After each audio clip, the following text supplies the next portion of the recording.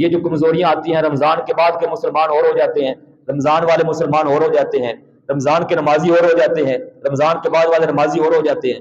یہ جو دو روحی آ گئی ہے نا مسلمانوں کے اندر، یہ دو روحی ہمیں کمزور کر رہی ہے۔ اللہ پاک فرماتا ہے تم ڈٹ جاؤ میرے اسلام کے لیے، دیکھنا میں تمہارے ایام کو نیچے سے اٹھا کر کیسے بلندیوں پر لے کر جاتا ہوں۔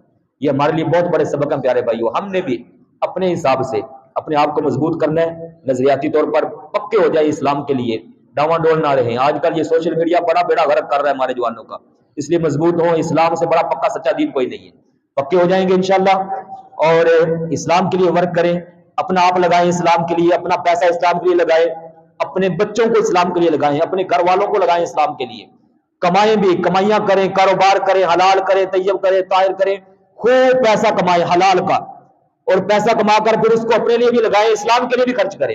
اسلام روکتا نہیں ہے، لیکن حرام سے اسلام روکتا ہے، غلط کاموں سے اسلام روکتا ہے، اور حرام مال اللہ پاک قبول نہیں فرماتا، حلال اللہ پاک قبول فرماتا ہے۔ تو حلال کمائیں گے اللہ پاک انشاءاللہ بے بہا عطا فرمائے گا۔ اس لیے میں کہہ رہا ہوں کہ اسلام کے لیے مضبوط ہو، نظریاتی بنے، دل کے ایمان کے دماغ کے پکے بن جائیں۔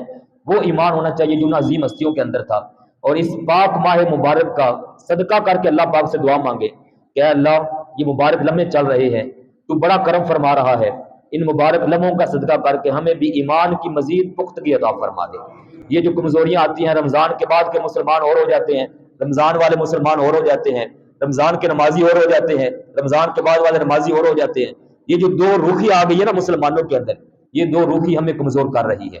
جب پختگی آئے گی، پکے ہو جائیں گے، تسلسل سے چل رہے ہوں گے، انشاءاللہ اللہ پاک کے فضل سے اللہ پاک کامیابیاں ہمارے لیے بے بہا عطا فرما دے گا۔